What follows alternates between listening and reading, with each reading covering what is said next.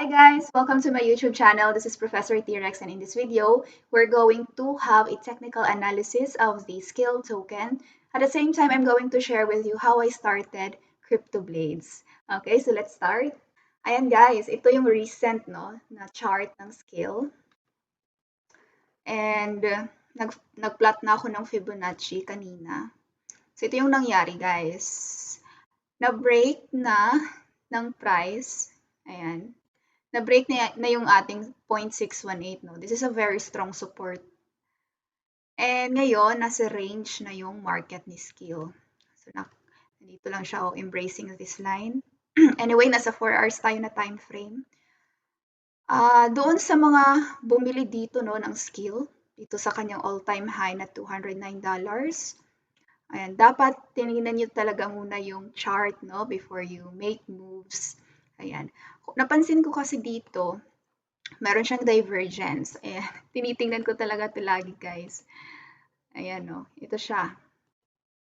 Tingnan nyo naman yan. Nasa 30, no, yung length ng ating RSI. Ayan. Tingnan nyo naman, nawala yung kanyang momentum. Ayan, no. From here, ayan, pataas. Ayan. Medyo loading yung chart. So, ayan guys, by looking at that, it will give you a signal that the price might go down. So, it was a risky move, no, to buy at this point. Kasi may tendency siya na bababa. So, you really have to wait. Okay? So, ganun yung nangyari guys sa chart ng skill. And, ayan no, dito ako nakapasok. Actually, kagabi. Kagabi lang talaga akong nagsimula sa CryptoBlades. Ayan. And, let's just wait, no, na mabasag niya, bumalik siya dito na price. Ayan. Itong price na to. Bantayan nyo lang to guys. Kapag ito na-break na naman ng candles, naging okay na naman yung economy ng skill ng CryptoBlades. Ayan. Bantayan nyo lang itong $126. Ayan. Pag yan, bumalik sa price na yan, it's gonna go higher pa. Okay? So, yun na yung masashare ko as of now. I'm just waiting for the lowest swing low, no? Ng candle para magkaroon ako ng another plotting ng Fibonacci. So, that's the update, guys, of the chart, no, of skill. So, yun lang. You really have to check your chart, no, whenever you make moves. Kasi, baka maipit ka sa taas. So, yeah, sayang. Sayang yung pera. Pera din yan, guys.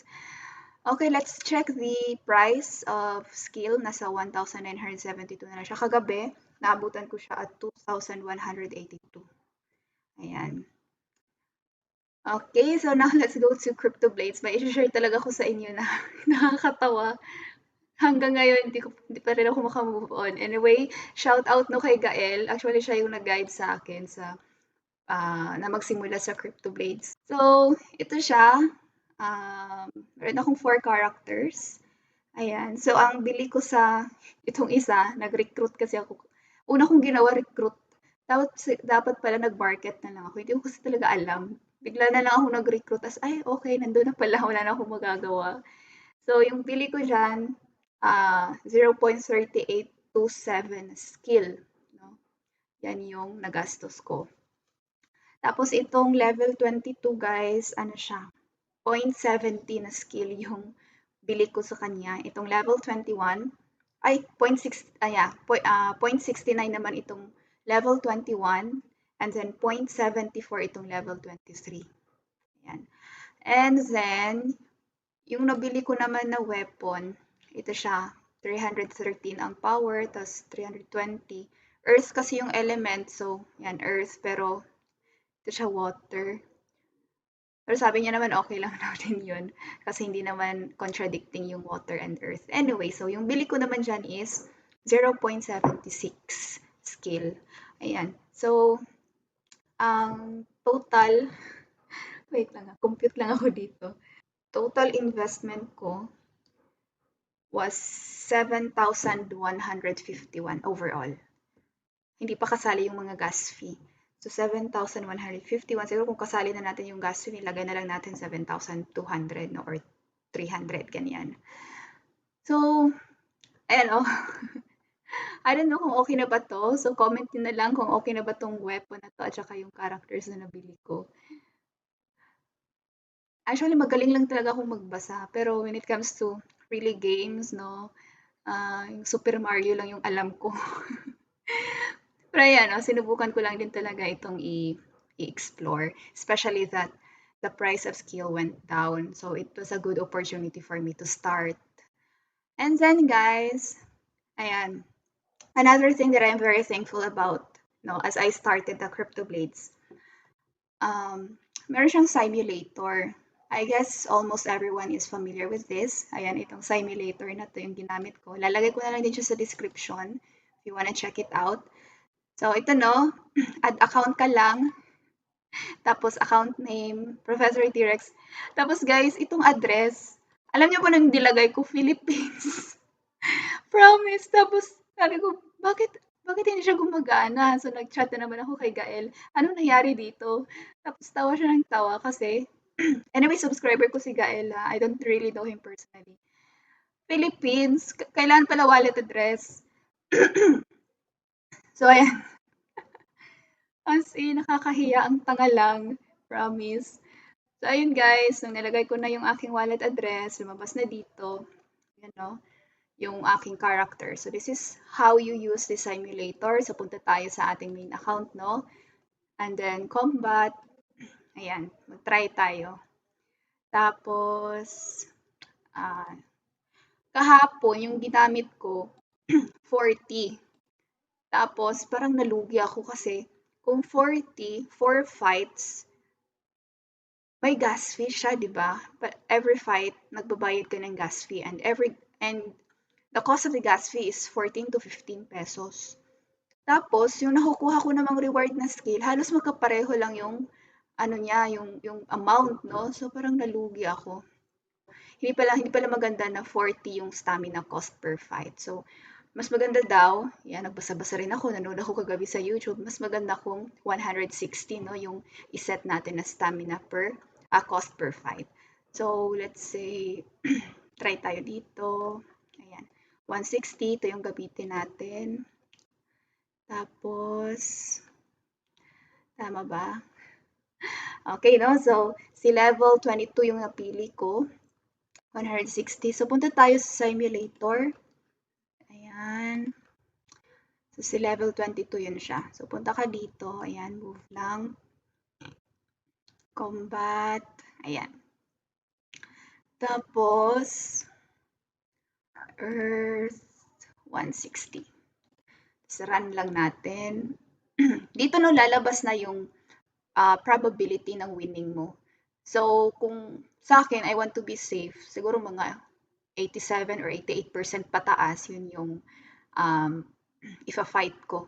So, dito, I have number 4, 100% na yung winning rate ko. So, balik tayo doon sa main account ko. So, ito siya. I would always recheck, no? 8589 yung power, just to be sure lang. 8589. Okay, tama siya. So, start tayo, fight. Ayan. Tapos, bayaran mo lang yung gas fee. Okay. So, ayan na. Edit natin yan. 21. Confirm. Waiting. So, ganun lang sa mga baguhan, no? You can use the simulator. Ilalagay ko na lang sa description yung link. Tapos, add nyo lang yung inyong account, no? The simulator will tell you how much, no, or how many percent is your winning rate. Ayan. So, ayan, no, I won the fight. And then I earned 0.021641 skill. So, compute natin yan, guys. Kung magkano. So, 42 pesos yung aking panalo. Habang yung aking gas fee is, ayan, gas fee, nasa around 11 pesos siya to 12 pesos. So, 42 minus, let's say na lang 12. So, I earn 30 pesos in just one fight. Tapos kung yung 160, kung 40 yung pinili mong stamina, so 4 fights yun, no? So 4 transaction fees. So that's gonna cost you around 44 pesos, no? To 48 pesos. So, malulugi ka doon sa gas fee. So, better sa 160 na lang na stamina para isahan na lang yung gas fee. Ayan. I don't know if you would agree with me, guys. So, sa mga magdi-disagree dyan, ayan, you are free no, to comment down. Okay, so meron pa akong tatlong heroes. Ayan. Maglalaro pa ako nito mamaya after this vlog. But anyway, yung sobrang skill ko na nabili, 5 kasi yung binili kong skill, yung sobra, nilagay ko na lang dito sa kanilang staking program kasi sayang din. So, meron siyang 2.60% na APY, no? Or annual percentage yield. Then I will earn skill, no? Tapos 7 days lang din naman siya. It's not that long. Ayan. So ito na yung na-earn ko na skill, no? In just how many hours pa? Wala pang 24 hours. Okay, so ito yung naka-stake, 1.72254, no? Na worth of skill. So that's it, guys. That's my update regarding Crypto Blades. So sa mga nagsisimula pa kagaya ko, ayan, it's not yet too late naman. No? You just really have to check the charts, you have to check the prices, kung kailan ba yung pinaka best time to start investing on these games. Ayan. And anyway, just to remind everyone that everything is a risk, no? Kahit yung trabaho natin sa pag-a-apply natin ng trabaho, kahit hindi sa negosyo ha, it's still a risk, di ba? Pag nag-a-apply ka ng trabaho, gumagastos ka din for your resume, even your time, you invest your time, your effort, grabe yung preparation mo, but there's no guarantee that you will be chosen, di ba? That you will be hired. So everything talaga is a risk. So to those who are asking me kung risk ba or wala bang risk and so on, no? Everything in our life, guys, there is always a risk, even in relationships, di ba? You risk your heart to someone and then you're not even sure no if that person will really take care of your feelings, of your heart, char. So, and guys, everything really is a risk. Okay?